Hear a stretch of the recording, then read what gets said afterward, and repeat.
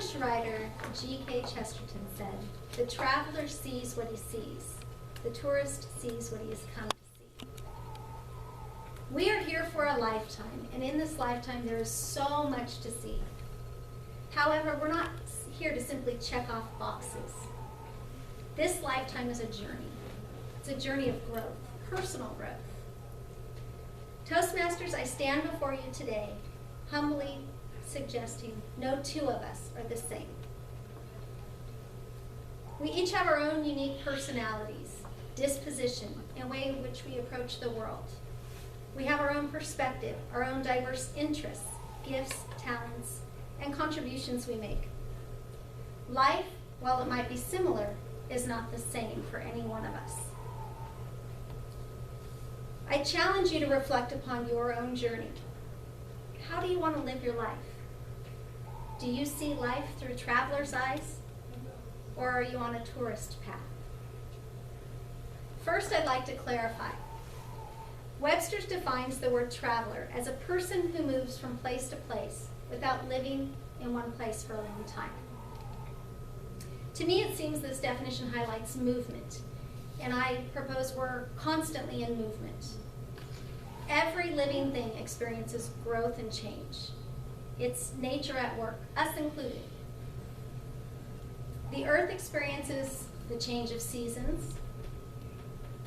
Tadpoles start out as pollywogs and become frogs, and we start as babies and journey through childhood, on into adolescence, and then become adults. But it doesn't end there.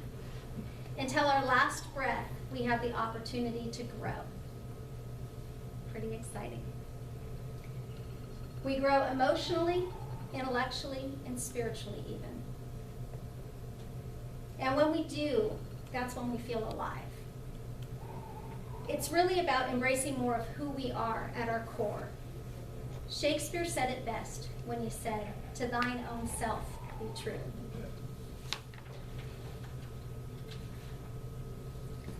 Before I share the definition of tourist, I'd like to provide a clear example of what I believe a traveler encompasses. Kids are the epitome of travelers.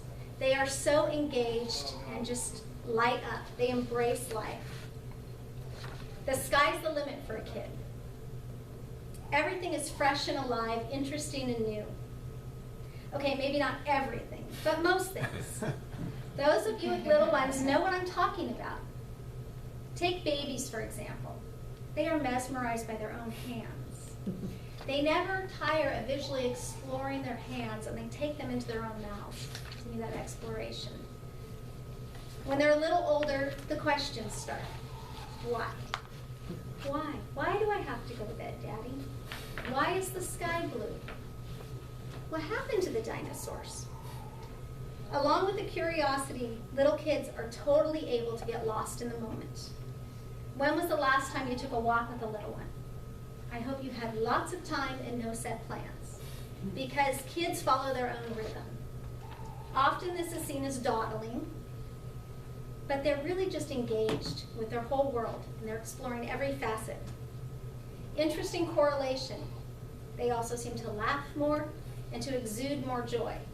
Really the whole range of emotions. And they make friends like that. They're open to what life offers. Like I said, kids are natural travelers, and they see the world through travelers' eyes. So what happens?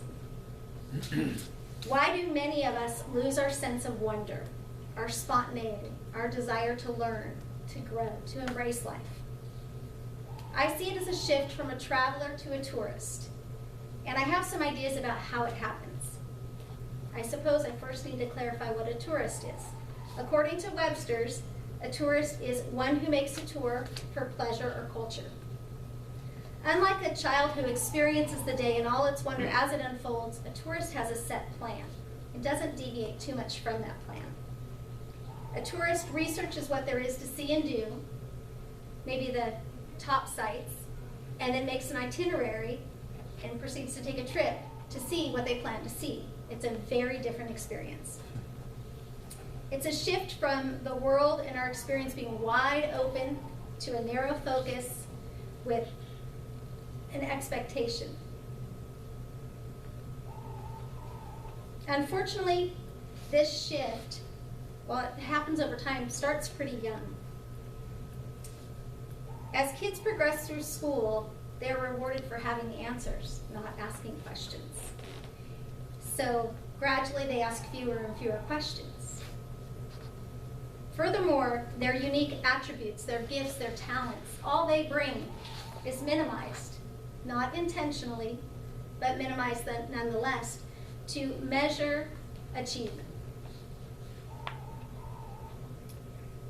Comparison becomes the measuring stick. How well is Johnny doing in school? What grades is he earning? Is he at the top of the class? What sports does he play? He can't fall behind.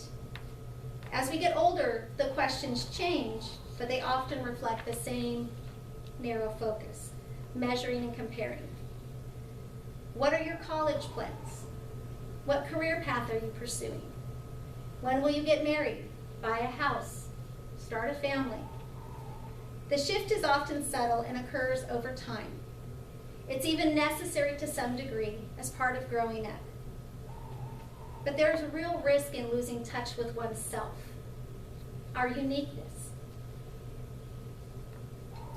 This may be the reason why so many adults become dissatisfied with their lives, and they're either grasping for happiness outside of themselves, maybe the latest purchase, or they're just resigned to live in the dream, just live in the dream.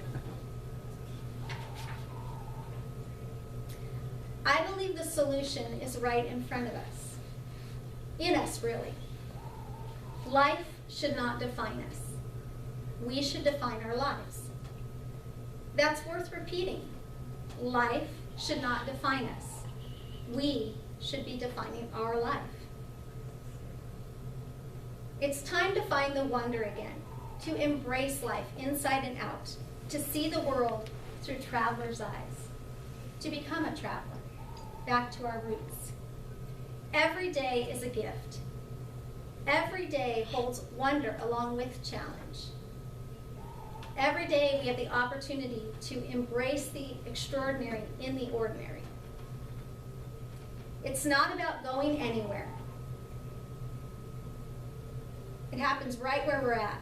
It's being open to life, to embracing our own uniqueness and respecting the uniqueness in each other person.